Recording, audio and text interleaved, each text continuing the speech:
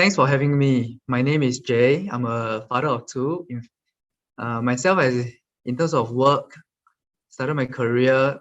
Uh, Sometimes I see as a jack of all trades. I started in finance, but I've been in business, uh, in a few things, physical stuff, tuition center. I've done some internet stuff. I've worked in government for a couple of years. Other times is in a private.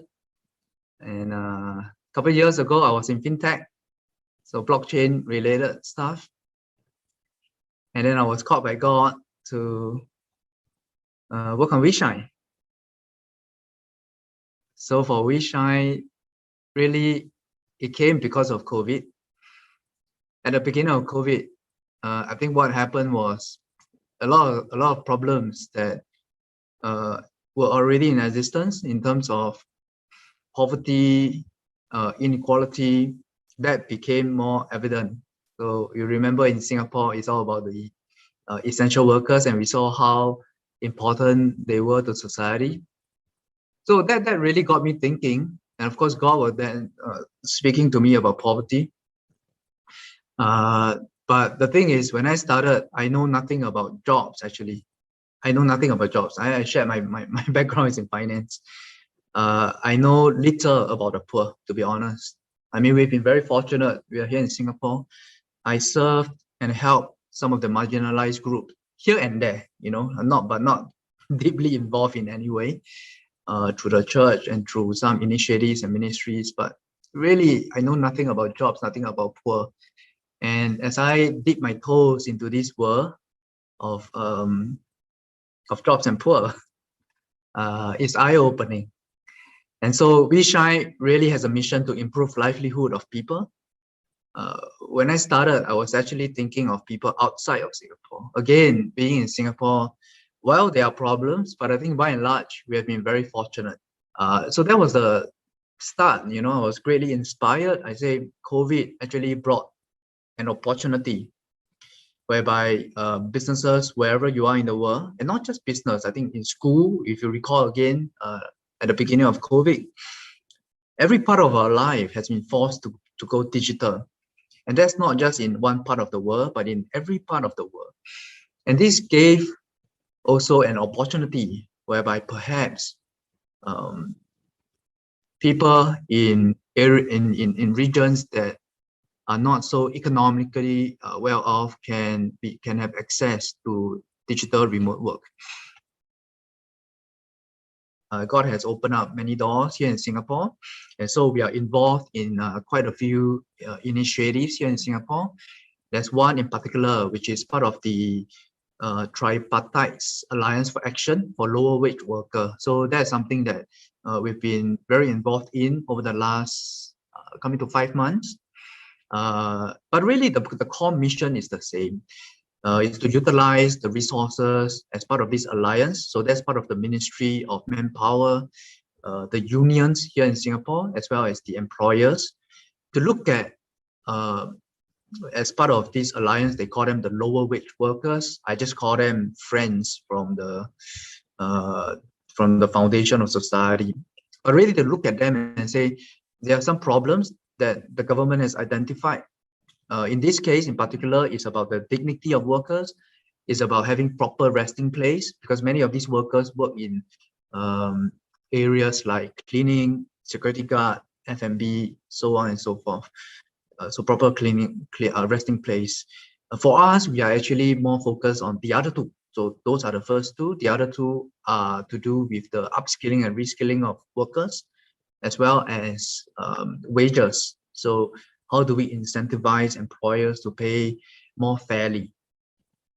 So that's something that's very core to what WeShine's mission is all about. Again, to improve livelihood, so jobs and skills of people. So by and large, that's what we do.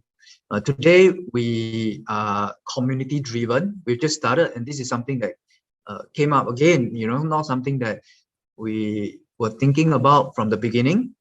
But through talking to people on the ground, employers on the ground, we realized that many times this sense of hopelessness uh, is at the core of why people may not even want to step out of their comfort zone to maybe look for a more suitable employment, or maybe to upskill themselves. So we say, okay, then can we have this community-driven approach where we call them hosts and friends? And hosts are people who really just have a heart to bring about hope and love to our friends.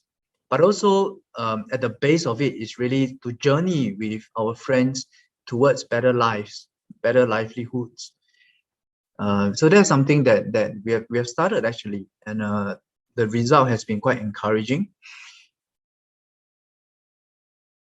There were many difficulties in the sense of just trying to understand in the middle of a pandemic, how do you start something?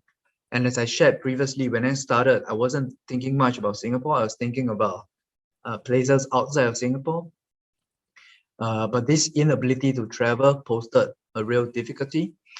And for many places outside of Singapore, for example, in Indonesia, where I did some business previously, so I do know the culture, maybe even Philippines or Vietnam, and many of these places in around Singapore, you need to be on the ground. It's a lot about face-to-face communication. Of course, that has changed a little bit. Again, everyone is forced to be online and to even to do work that way. But I still find that it is quite difficult if you are trying to start something from scratch in those countries, and you're not physically there. And to add to it, if we are trying to help people who are perhaps say in Jakarta, I have a partner who works in slums. So if I'm not there physically in the slums, it's also kind of difficult. So unless we find some local partner and whatnot. So I guess one of the biggest difficulty, to sum up, is this difficulty to start something without being physically there. The motivation is always just thinking about the people who may benefit and who may need help from what we do. That's the only motivation, and the impact that perhaps you can bring and to make a difference in somebody's life. That's the motivation. I cannot think of one. I can think of many small, memorable experiences.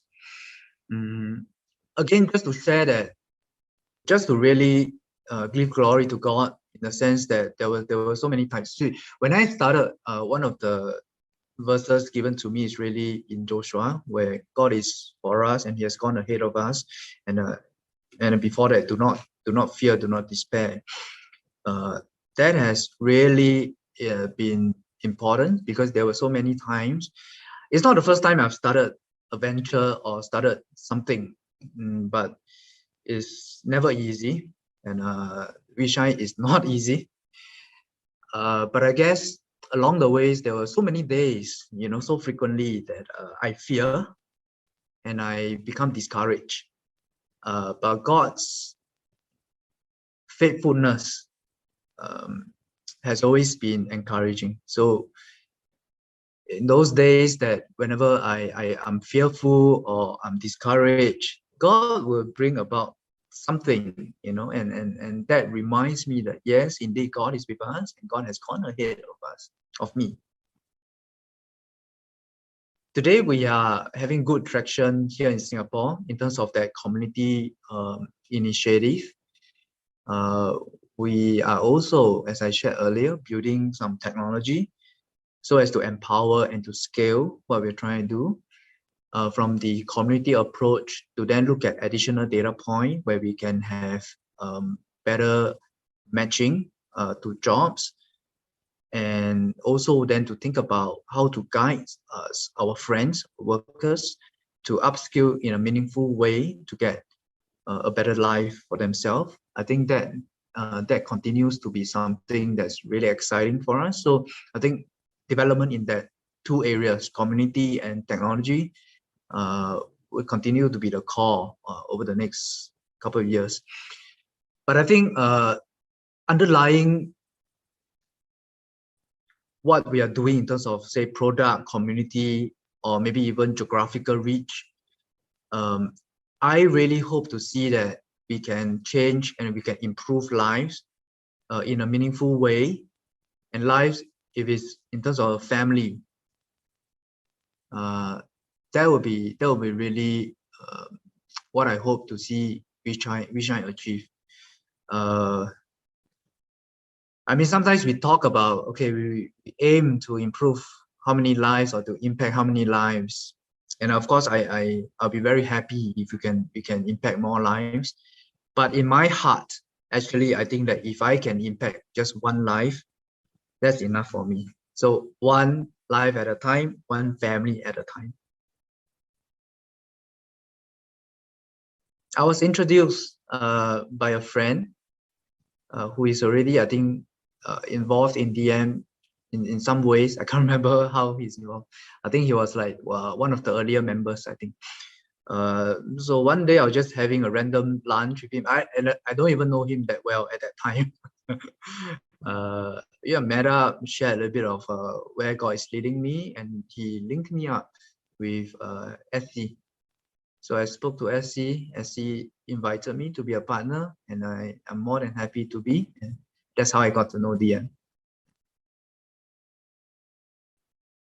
I think what is memorable of DM is really this sense of family. As you mentioned, be it the gathering. I remember there were a few times that I was just there and they have these lunches together in a very family manner. Chinese New Year, I remember I was there too, and then we did our lo hei, which is so it's this sense of being or belonging, I'll say, belonging to a DM family type of culture. That's memorable. And as an extension to that sense of family culture, I think that has implication for partnerships in terms of friendship, where people help each other because it is a family culture. What advice do I give to young budding entrepreneur? I'm a young budding entrepreneur myself. No, I'm not that young. I think spiritually follow God, trust and obey God in in whatever we do, including entrepreneurship. And then apart from that, I think it's really just running ventures and starting ventures, perhaps through the lens of Christ. And if I put it in this way, through the work ethics and business ethics of Christ, that will keep us very grounded, and that will go a long way.